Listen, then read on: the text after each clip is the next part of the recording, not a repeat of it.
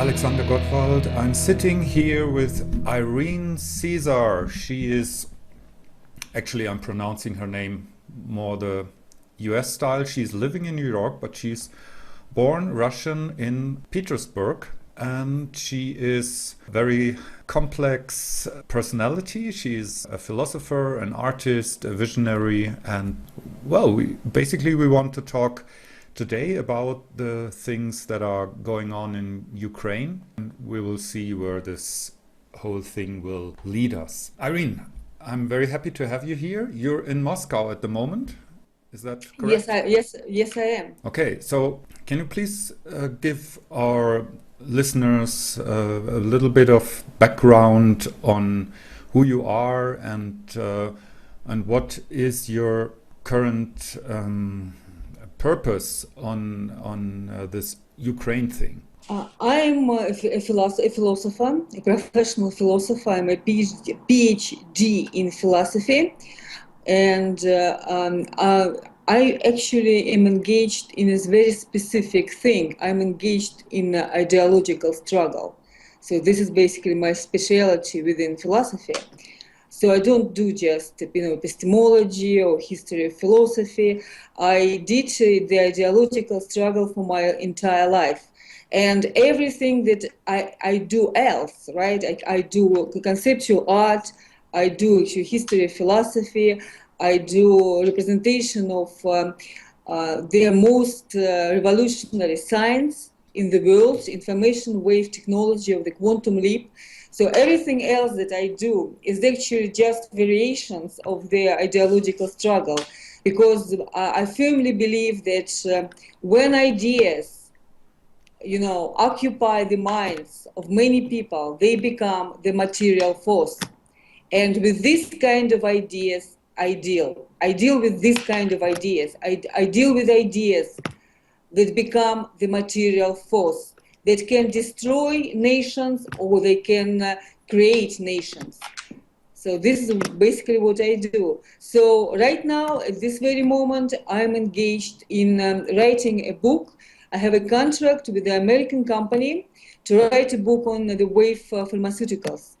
But this book, it deals with the quantum leap and, the shadow government and the administrations of European Union and United States, they sabotage the quantum leap.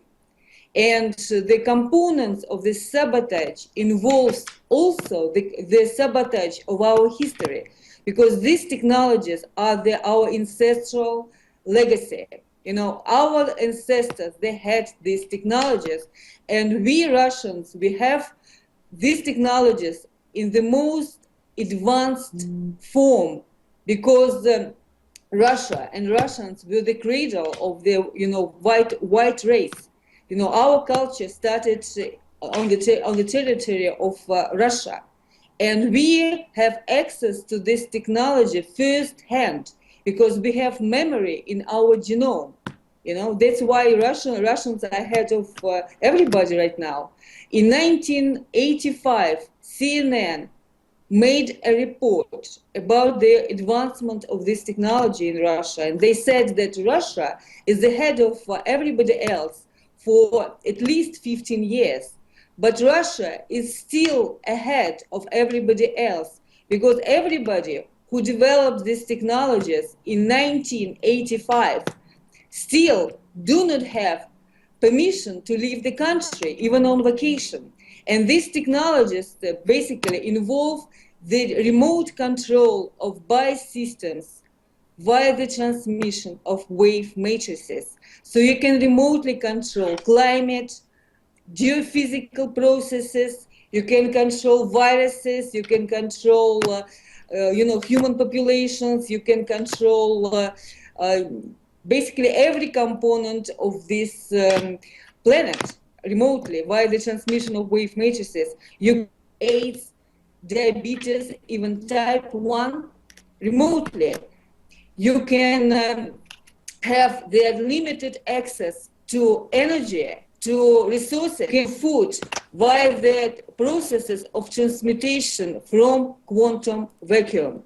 And these technologies right now are available. So basically what's going on right now in the world is that the specific group of people who got to power via the financial system, they sabotage these technologies, and they sabotage them specifically because these technologies will bring a new social system.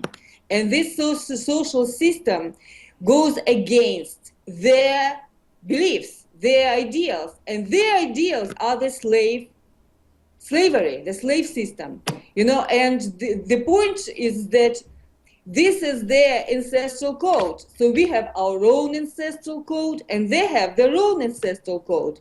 They only change the names, but the slavery system was, 5,000 years ago it was slavery system, 2,000 years ago, 1,000 years ago, or now, it's the same slavery system. You can call it imperialism, you can call it capitalism, you can call it, feudalism. It's the same system. And this code actually is the code of this specific, group of people. If they change, they should change it basically, because otherwise, if they go ahead with this system of slavery, they bring implants, which will not be just RFID implants in their hand. This will be brain implants, so-called BCI, Brain Computer Interface. So they are not interested just in cashless society. They're interested in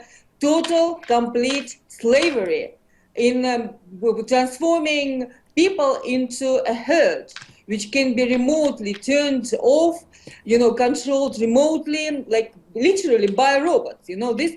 And their ideal is the insect kind of society, where the small group of people controls remotely a group of slaves, and Clinton, it was reported by the victim of the MK Ultra program, Kathy O'Brien, that Clinton said that New World Order is impossible to usher in without the complete psychotronic control of this planet. So this is, this is not technological progress. They try to, announce this program as a kind of technological progress, Internet of Everything or Internet of Things, electronic government. This is not technological progress. This is a very primitive, system, which is precisely the system of kind of insect kind of society. They even community. They even show the interest in insect kind of communities and even admiration, for the insect kind of communities. So, and Ukraine is basically just a brick in this road that they lay down towards the system of global slavery, And why Ukraine is so important is that, this group of people, they're nationals of a specific national code. They try to represent themselves as a kind of globalist. This is not globalism, okay? This is not a system of the human values, democracy, and justice, equality, and etc. This is specific, people of specific nationality, and because they have specific history, specific traditions, specific rituals, specific, memories, not just family memories, the families of their nation. That's why they're building this specific system. So that's why they're against nationalism. Because when people are aware of nationalism, they are aware that every nation has its own national code. And it is supposed to be like this. Because the universe is holographic, meaning that the universe is entirely in its every matrix point. And because it is entirely in its every matrix point is unique. You understand what I Sure. mean? This means that we are unique. You know, we are not like people living in somewhere else. You know, we are, have our own unique national traditions. So our sovereignty is not just territorial sovereignty. It is. It is historical sovereignty. It is. It's not just genes of genome. This is specific cultural code. And when they try to erase the codes of people, this is basically the mechanism of domination and genocide. So erasing nationalism from the culture is precisely the form of genocide. And Nazism and nationalism are two opposite things. Nazism destroys nationalism because Nazism is only about one nation. So it erases the notion of nation, Nazism is about slaves and slave masters. It is not about nations. Nationalism is about multi-polar world, the world with many poles, with many unique sovereign nations who live in friendship, or at least in their own continuum, without an attempt to destroy other nations.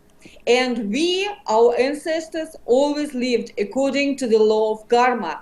We never destroyed other nations, We have our own territories. We were technologically advanced. We did not need, basically, to destroy and kill other nations. It was not our, genetic code. And if you look at the history of our race and our nations, who comprise the family of white race, right? We were the origin of culture on this planet, and we gave culture to every other basically race. We built pyramids in Latin America, we built pyramids in Egypt, we built pyramids in North China. It was we. And this is proven not just by legends, because in Latin America, Indians, they say that, that white people, some white gods came and built pyramids. It's also in Chinese legends. It's also proven by skeletons found with the blonde hair in North China, So, and why, again, coming back to Ukraine, why Ukraine is so important? Ukraine is very important because we are talking right now about Khazars, who are Mongoloids. They are very new, I would say, they are very recent tribe. They emerged very recently, And what happened is that they converted into Judaism in the mid-8th century. And they converted into Judaism via erasing their own traditions, and by accepting some foreign tradition. They converted into the traditions of the Negroid tribe of Seth, or tribe of Judah, which lives in the North Sudan and Ethiopia, which is an African tribe, right? So they accepted these traditions of some foreigners, via erasing their own history. Meanwhile, they live specifically around Caspian Sea, which was called Khazar Sea. So Khazar means somebody who lives around Caspian Sea. So they are basically, according to their own genetic research, they have maternal DNA from white Europeans, and they have paternal DNA from Turks and Kurds. So they're not Semites, they are Mongoloids with some addition of white blood. So they are not Jews according to their own criteria. So they are Mongoloids, and they constitute 92% of all Jews in the world. They lived along the Silk Road, Khazars, and they were engaged in the opium trade and slave trade. So they traded white slaves. This is their genetic code, and they're basically Azerbaijanians. You know, if you look at Azerbaijan, this is Khazars. But in Ashkenazi Jews, you have also white blood. You have Russian, basically Ukrainian blood, and the point is that they built an empire, Khazarian empire, because they they lived along the Silk Road, and they basically traded something that was easy to trade. It was most profitable. And the point is that they still want to do the same thing.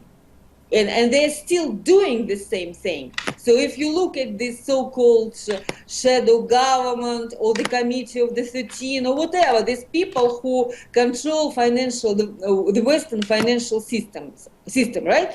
They're Khazars, right? And what they do, they still deal drugs, cocaine and opium drugs, and they still deal white slaves. And the ideal of their ideal society, is to deal drugs and deal white slaves more efficiently. And they were coming to power. It was a process, and the process of coming to power was all along, all over the 20th century. It was in stages, you know. It started basically when the British Empire accepted Khazars after Russians destroyed Khazarian Empire in the 10th century.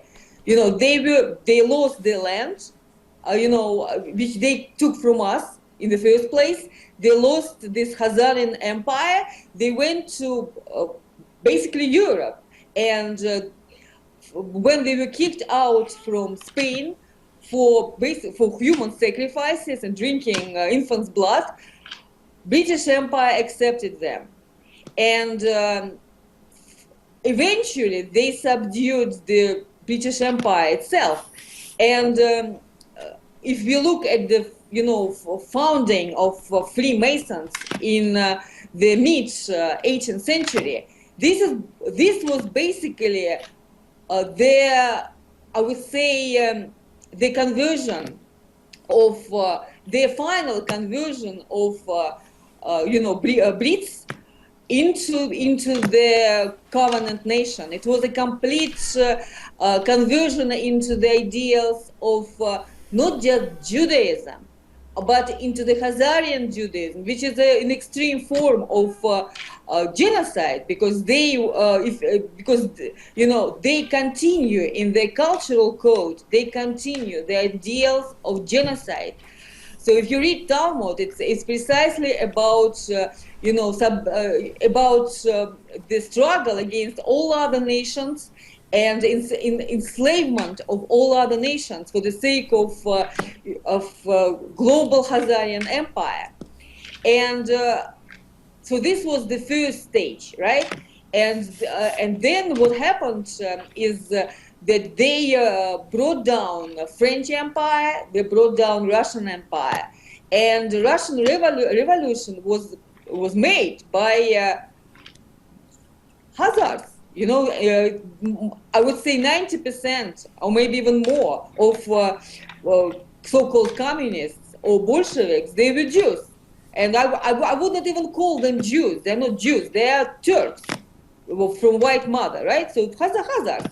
So it was made by Khazars. After that, what they did, they engaged in genocide of Russians, both ethnical cleansing of the grand scale and cultural cleansing and cultural genocide. So what they did, they split the territory of the Russian Empire into the artificial republics of some kind of artificial states, which never existed before. For example, Kazakhstan in 1924 the nation of Kazakhs was created, and the Republic of Kazakhstan was created on the land where we lived, Kazakhs. I'm from the ancient Kazakh family. Look at me. Do I look like Mongoloid? And Kazakhs lived on this land. We had our ancient swastika cities on this land, our ancient cosmodromes on this land.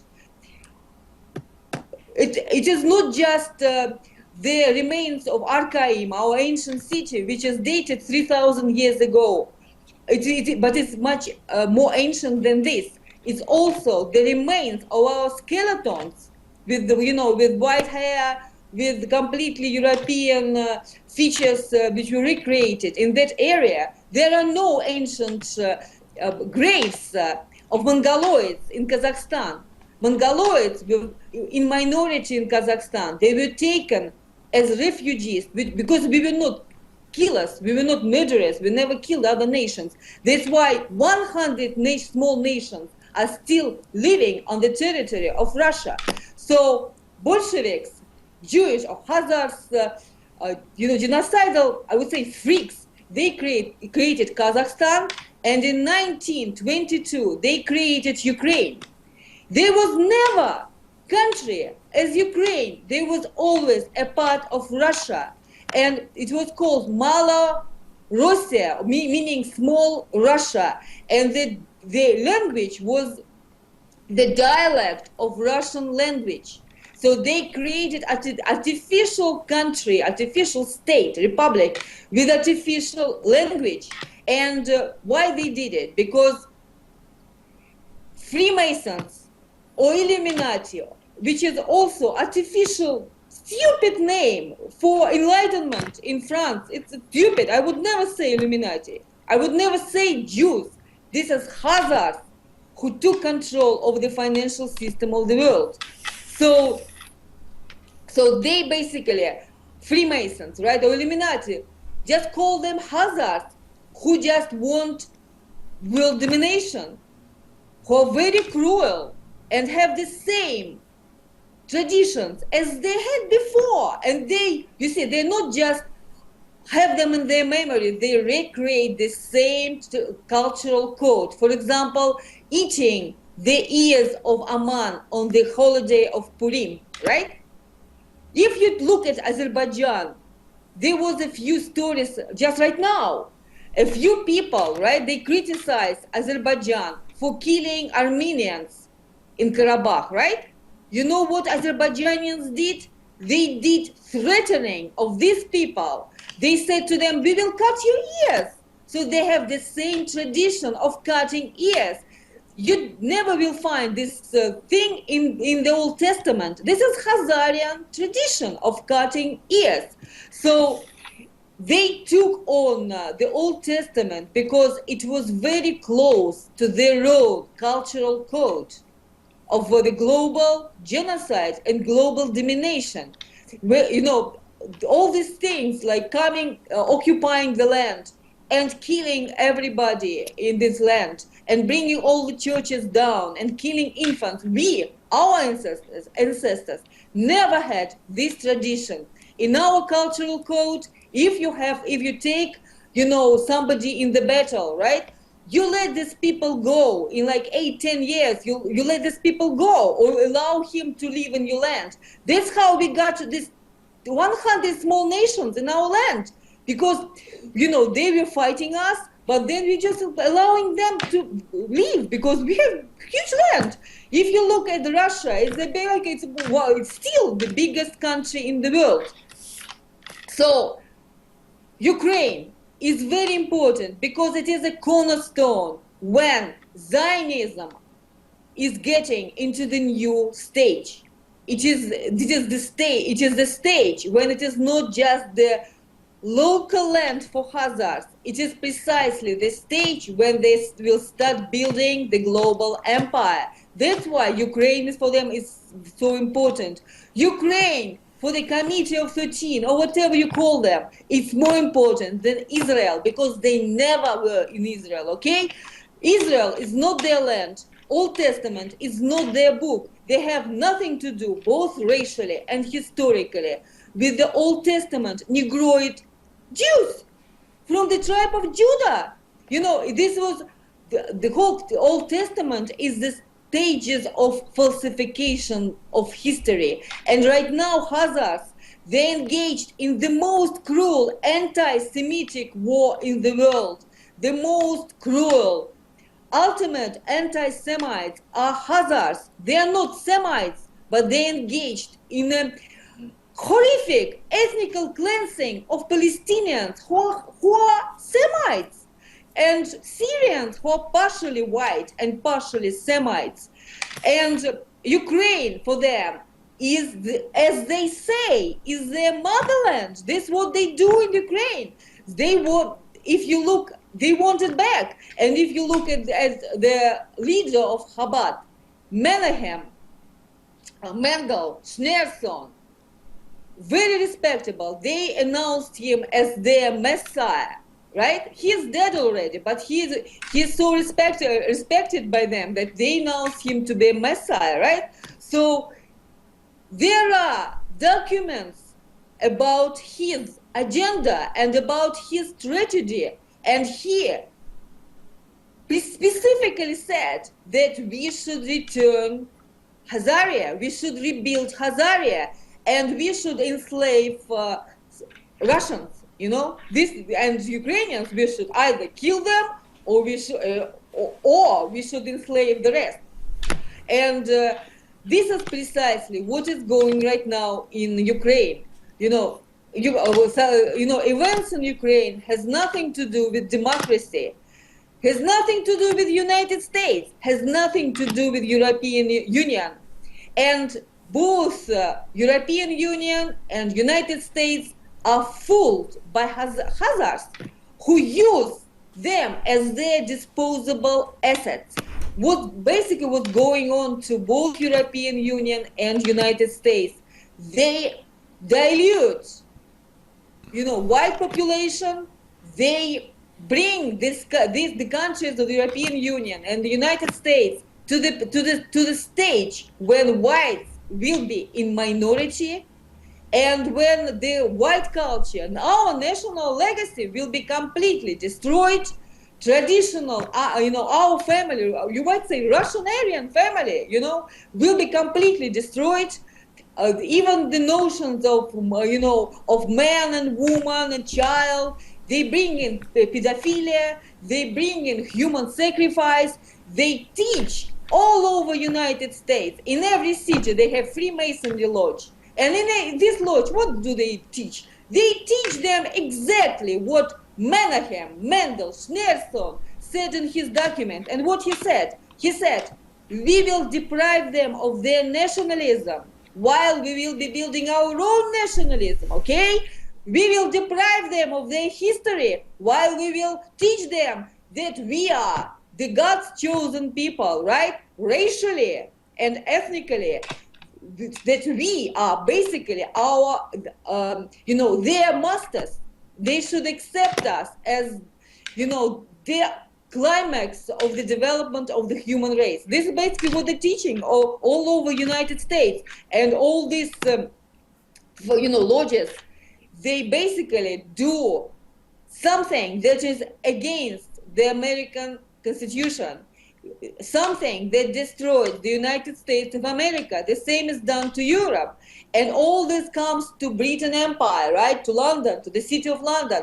And, Brit exactly means somebody who, has a covenant with the God. Brit exactly in Hebrew means the covenant, right? So British royalties, right? Princess and queen and the whole shebang. They think that in this way they justify their hereditary tyranny, and in this way they can justify being special, being exclusive, and in this way they justify their pretenses for world domination. But what's going on right now is that Zionism going into this new stage will destroy the British monarchy itself. So if you look at Freemasonry, their agenda of Freemasons is to destroy all religions and all monarchies. They destroyed already, French monarchy. They destroyed already Russian monarchy. So the next is British monarchy. So what's going on right now is that Zionism of these people who came to power in Ukraine is a completely different kind of Zionism, and their agenda is a completely different agenda.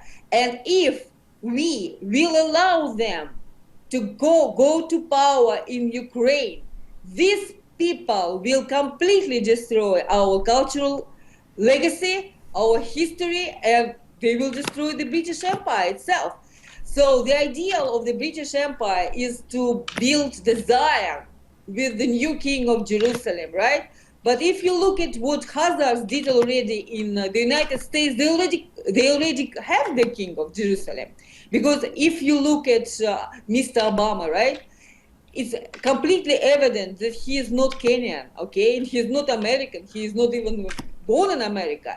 And it's very well known in the United States that his social security number, his birth certificate, all his school, college records, all are falsified, And it's very evident that his parents were just CIA proxies who were used to create a, kind of legend of, fake family history of Mr. Obama. And every American president was in lineage with the British Queen. They all have royal, bloodlines. Everybody. And yes. It's all going back to John Lackland.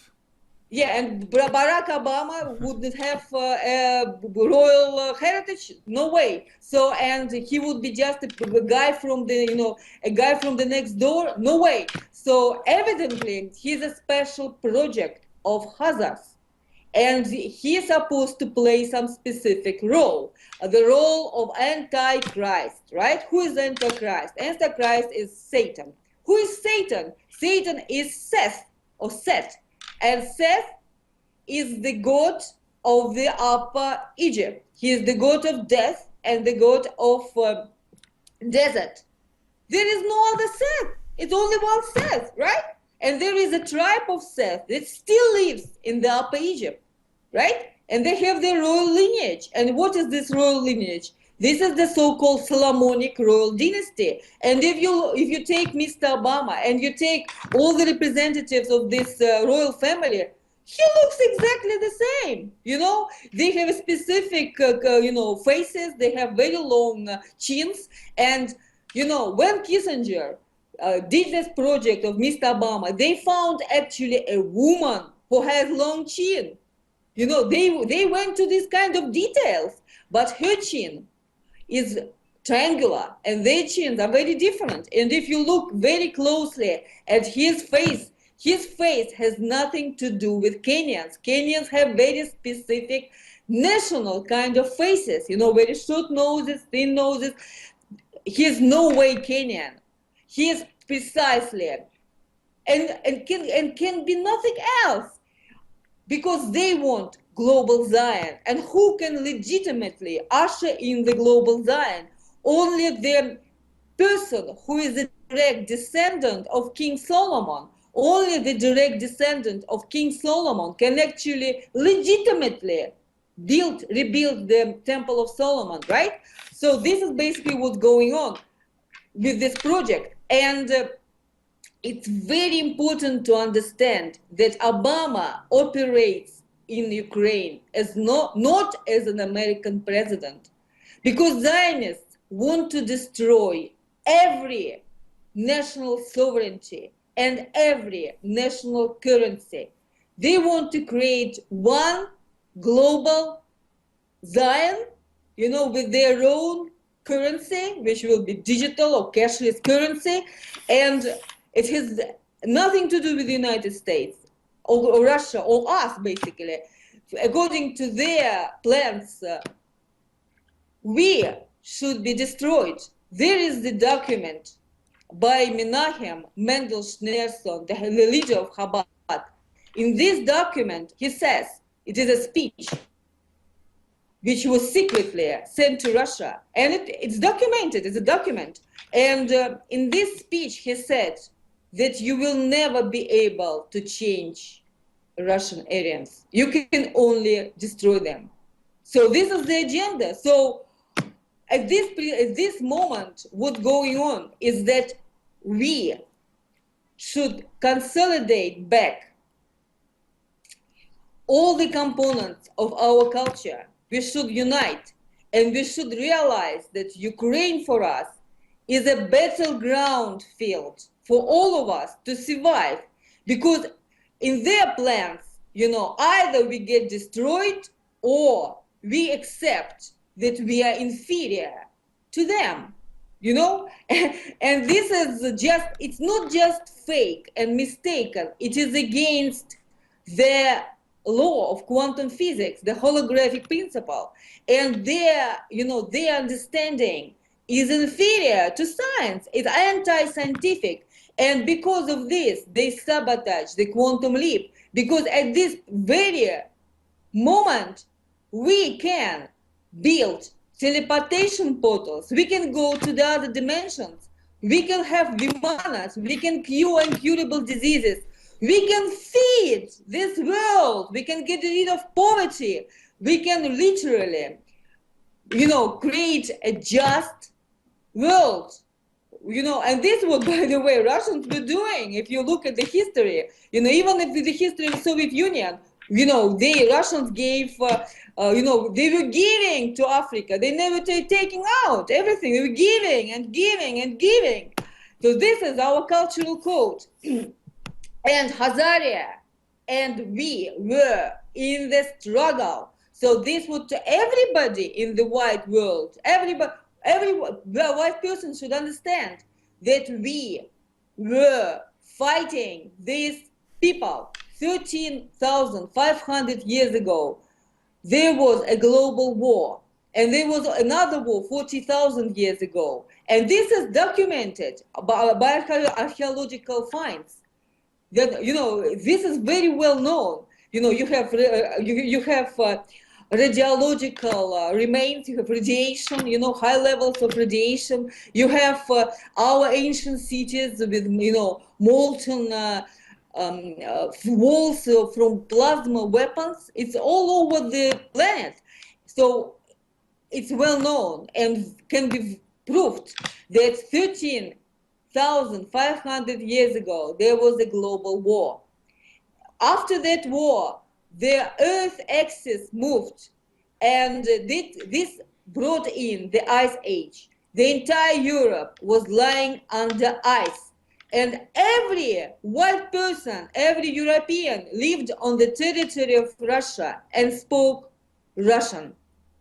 And we lived on this big territory, and there was ice. And so we lived in this big territory, like a belt over the Aral Sea, Caspian Sea, Black Sea, and all over to China and India. We built pyramids in the North China, which are bigger than pyramids in Egypt, and there are more of them. And it is clear that it was us, because the North China, yeah. When we're speaking about pyramids, what do you say about these findings of pyramids in Crimea? Because they say these are maybe the oldest pyramids in the world. That's what I read on some blogs on archaeology, and that they say that, well, this might have something to do also with this Ukraine attacks now. What do you know about these pyramids? Yes, you are completely right. The point is that to bring in world domination, they should bring in the idea that they dominate culturally and historically. You know, this is what the whole project is about. So they want to prove that they are the God's chosen people, right? So everybody descended from you know, all this, you know, the Old Testament story. They're from their tribe, right? That's why Brits, they you know, they converted into, you must say, Judaism, because British Queen is evidently not Christian. She is evidently has, if she has a covenant with the Jewish God, she is, you might say, Semite, though she would never accept that she is a Semite. So, and what they're doing, they are continually destroying our legacy, and precisely by occupying parts of our land and destroying the archaeological remains. And Crimea, you're completely right, Crimean artifacts, they're not just pyramids, they're the whole layer of our culture, because as I said, you know, after Ice Age started, we lived in this belt, and this belt is right now under attack, because it's not just Crimea, it's also Afghanistan. You know, Afghanistan was inhabited by us. And still, right now, if you look at Afghans, they are Aryans, you know. Many of them still have blue eyes and blonde hair. And, you know, in Pakistan and Iran, they have you know, compartments of their nation which even speak something close to Russian language. And the point is that because of the holographic principle of the universe, you don't have to dominate the planet, you know. We can have access to energy, unlimited access to energy, unlimited access to minerals, resources, and food, just through this technology, having some, you know, compact small territory. So we lived initially on the North Pole, and in the north of Russia, the language is almost 100% identical to Sanskrit. And not just language, it's also, you know, patterns on the clothes. And if you look at the graves, archaeological remains, it's the same remains, the same armor. We have a specific armor which is we call it kalchuga, which is made from small rings of metal, you know, together. And this, you know, sharp helmets. All these graves from North Pole, okay, to Ukraine, Iran, you know, Syria, Egypt, North China, India, the same graves. They have this armor, which is specifically Russian armor. Nobody else did this armor, right? It has sacrifices of horses. In Archaim, in Urals, in India, in Egypt, the same thing. And the patterns, swastikas, this all over the place. In Syria, the famous Samara plate, which is dated 4,000 years BC. It means that it predates coming of Negroid Jews from you know, Upper Egypt through the you know, through this narrow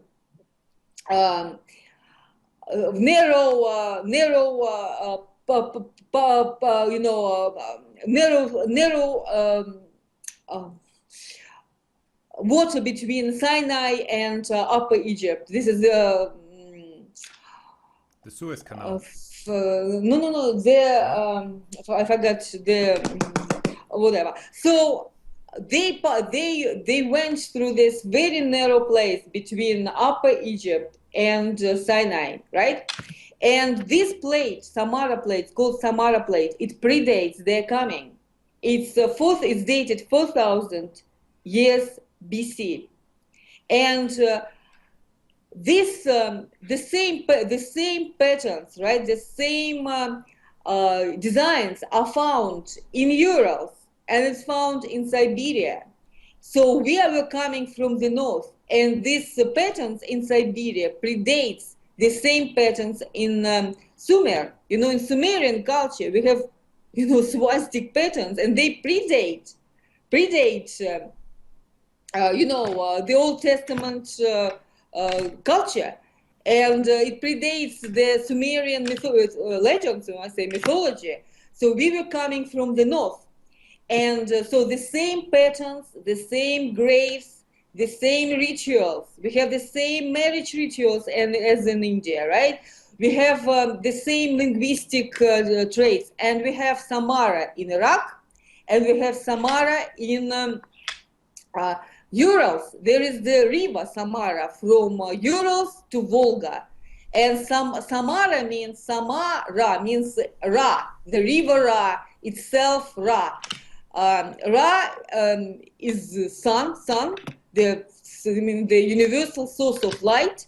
And the river Volga was called Ra in the ancient times. And there are maps right now where you can see Ra as, Volga as Ra. And Samara means itself Ra. So there is the river Samara, and there is the city Samara. And there is a culture Samara. So this plate in northern Syria belongs to Samara culture. So it is the same culture. And Arkaim, the swastika city in the southern Urals, belongs to the Samara culture. So basically it's the same culture. And what they're doing right now, they are occupying land by land, destroying the artifacts. What they did in Iraq, they occupied Iraq. What they did first, they destroyed or just took possession of artifacts. What they did in Ukraine, first thing, they occupied Ukraine. And Kiev, they took artifacts from the museum of Kiev, to destroy the very, trace of our culture. And it looks exactly like that to me. Also, if you look at YouTube now, they present as Ukrainian culture a young woman who's doing pole dance, as if that was what Ukrainian culture is about. And so as if basically they treat Ukrainian women or Russian women also like prostitutes, and they try to take away their value, and they try to present them like this young woman there in her slutty clothes there as this is Ukrainian culture. And they stole the gold from Ukraine by this Nazis. Not just gold. Yes, they took and the artifacts. Scythian gold. No, it's all, this whole thing is horrible. They took Scythian gold because we are Scyths. So we are Scythians. So they took our legacy, our gold. This gold doesn't have value. It's invaluable. It's beyond any value. Yeah, and that's what I feel also about all these occupied countries now, like you said, Iraq, but also Syria, that they are after the legacy of the ancestors, because they themselves don't have any. And if they allow other people to realize that there are in fact nations and countries that have a legacy, they are screwed because they don't have any, and they are just robbers and murderers. And I mean, look at the people who conquered the United States. What did they do? They just killed the Indian nations there and built their so-called free nation on the graves of millions of Indians. And of course now they are controlled even by something worse, as you pointed out. Yes, and we also lived in America, on the American continent. It's very well documented. We lived also in America, and both in South America and North America. For example, Amazon River. Why it's called Amazon River? Because the tribe of Amazons or Amazon women lived on the Amazon River. A tribe of Amazon women lived on the Amazon River in South America.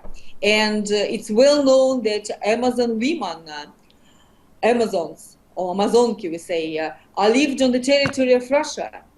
And when Spaniards came to the Latin America, they came to South America, they reported that they were met with Aboriginals who were controlled or guarded by some tribe of white women. This is a historical fact. And we also lived in California, and the Indians, we call them Indians, right? But they're not Indians, they're Mongoloids.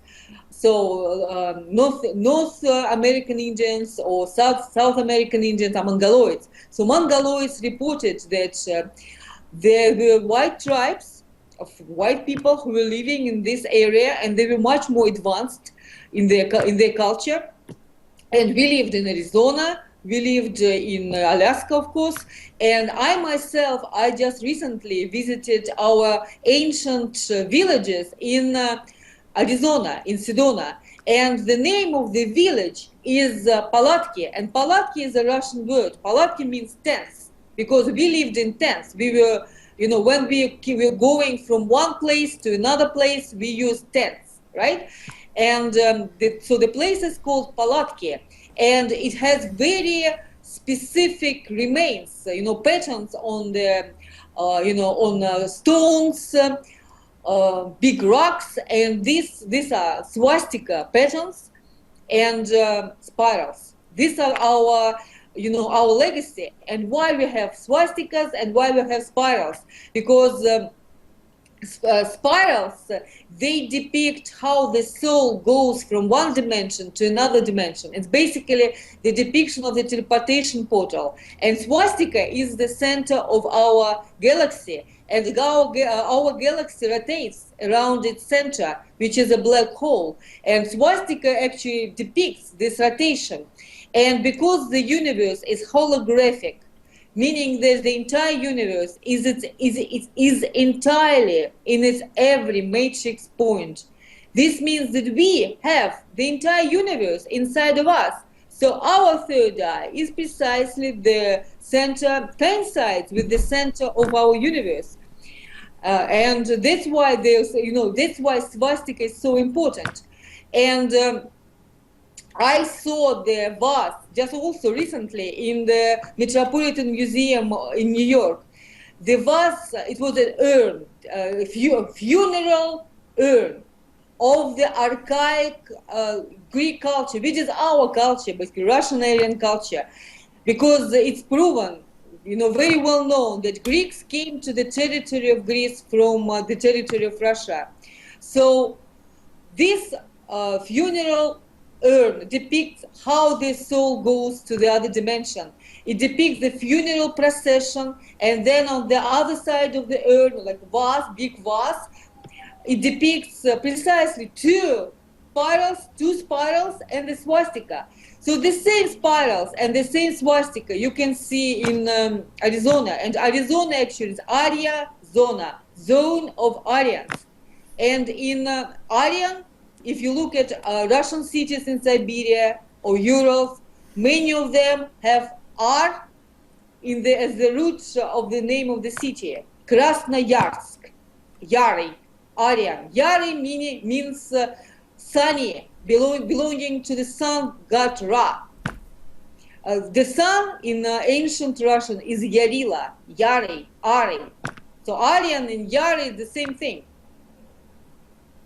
So it's all basically centered around the sun and around the center of the galaxy. Yeah, it's the idea of the unity of cosmos, city or polis, and soul. And this idea, belong to our culture from times immemorial, because it's scientific idea. If you look at Aristotle is a Russian philosopher, because Macedonians, he's Macedonian, right? Macedonians are Slavs, and Slav is a very vague notion. I would say Russian Aryan, because Slav means somebody who makes rituals in honor of sun. Slavic means to honor something. That's what it is, basically. So it's their exact name is Aryan, it's Russian, the same thing, because Russian the language is read from both sides. So to understand the meaning, you should read it from left to right and from right to left. So because of this unity of cosmos and man, we have the entire universe inside of us. So we are sons ourselves. So we are the son of sun. Of course. And I can almost already feel what many people in brainwashed Germany would think now and may also say now when you mention the swastika, when you mention sun, because it was all used by the Nazi Party and the Third Reich. And my feeling is as if it was the purpose of putting someone in power who would then be used later as a kind of a bad example. Like, look, people who use the swastika are bad people. People who, and the Nazis also used a lot the word Aryan. And so as if they were trying to destroy the possibility of using these words without being called a Nazi, because that's basically it. If you use the word Aryan, Aria in German now, they directly call you a Nazi. They say, are you crazy to talk about this bullshit Hitler was talking about? Or it's even forbidden to wear this symbol you have on your clothes there. I put it specifically as put it on purpose. Of course, I understand that, and I know that it's a cosmic symbol, and you find it all over the planet. That's not the point. But in Germany, you have to understand that this is an illegal symbol. If you go on the street wearing this, they take you to court and they punish you. And for me, this makes sense to use somebody who is kind of a weirdo. And this brings me then to my next question, because I made a comparison or an examination of the human designs of Hitler and Vladimir Putin. And they are quite similar in their designs. And the question for me is now, what is the purpose of this confrontation now between first they had the purpose to destroy Germany. I mean, that was what was very clear, what Churchill said, that it's not about destroying Hitler, that it's not about destroying German military or industry, but that it's about destroying Germany. And and after the war, Churchill is reported to have said that they slaughtered the wrong pig, looking to Russia, looking to Stalin at that time. And so that was, for me, very clear that sooner or later they would make an attempt to get hold of control over Russia. And so what is your perception on Mr. Putin in this context? Is he the Zionist puppet that some people say, or is he the great hero of liberty that some others want him to perceive like? It's a very it's not so easy to look into that. I mean, all I know is that he was in the Russian Secret Service, in the KGB. He was in Eastern Germany for a while, but there's not so much information. And I just got into that because I heard this comparison Hillary Clinton once made a few weeks ago, that she said, well, Putin is like Hitler somehow, and he starts now like Hitler did. And I just actually looked at the human designs to kind of prove myself, well, there is nothing they have in common. But to my great surprise, they have the same aura type, they have the same profile, they have the same authority. So there is a lot of similarity in the personalities of Hitler and Putin. And I have the feeling that, as you said, that Obama is completely artificial. I wonder if they don't put puppets in all the places they want to engage in wars. Now let me start with the most important thing is that we whites right now are 8% of the world population. So we are in absolute, total, complete minority.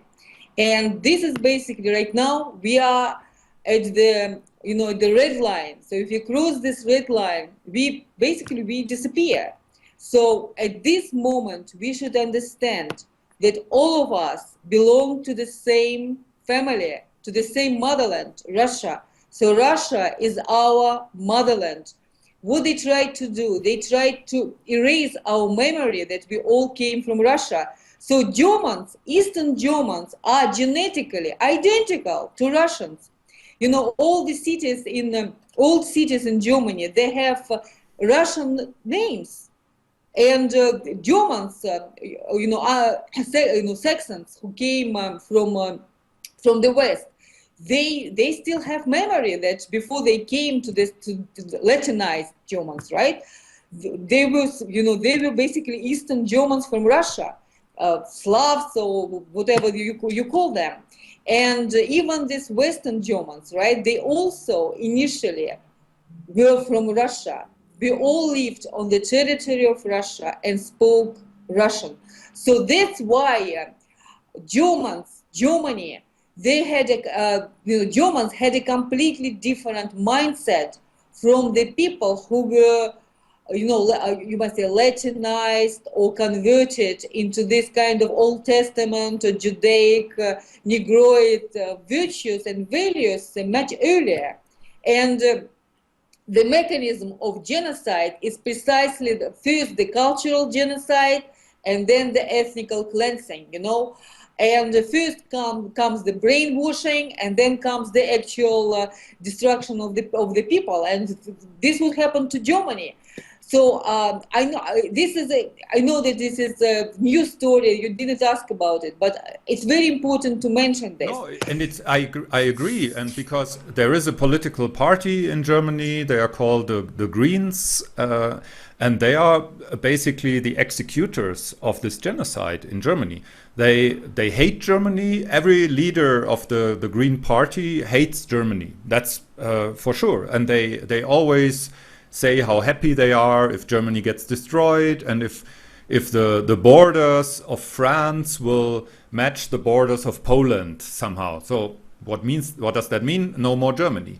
And they also they have a Turk as their leader now, Cem Özdemir, and he's having a German passport, but basically he's Turkish, and which fits to what you say about the Khazars, and the point is that they fight everyone who even tries to mention the policy to Germans. And there is one author, he's called Thilo Sarrazin, and he wrote a book that basically the title is "Germany Gets Rid of Itself" or something like that would be in English. And he is considered a very intelligent thinker abroad, but in Germany they basically call him a stupid Nazi. And now the even funnier thing is that an author who was born in Turkey, he wrote some fiction books before, and now his name is Akif Pirinci, and he wrote a book now about Germany getting destroyed by policies over homosexuals, Muslims, and all this is valued higher than natural German families, like which are basically regarded as useless, and it's like that's old-fashioned, and they even try to to put things out like as if homosexuality was the true way of being, and and all this fits completely to what you say about brainwashing and genocide. Yes, and you're completely right. Hitler was a project of Zionists, and they specifically brought him to power to undermine and subvert their ideology. What they did actually, they introduced a foreign values, the values of Talmud, into our ideology, because we were never genocidal. Look at Russia. We still have 100 small nations on our territory. And their ideals of domination of one race was never our ideal. And, global genocide, ethnical cleansing was never our strategy. And they precisely, you're completely right, they precisely, attempted the subversion, the humiliation of our cultural legacy, and they introduced their own Nazism into our culture, they are Nazi. Talmud is Nazism, because in Talmud you can read, in Talmud you can read exactly the strategy of global genocide. Goyim, those who are non-Jews, should be either enslaved or they should be killed. This is Nazism. Okay.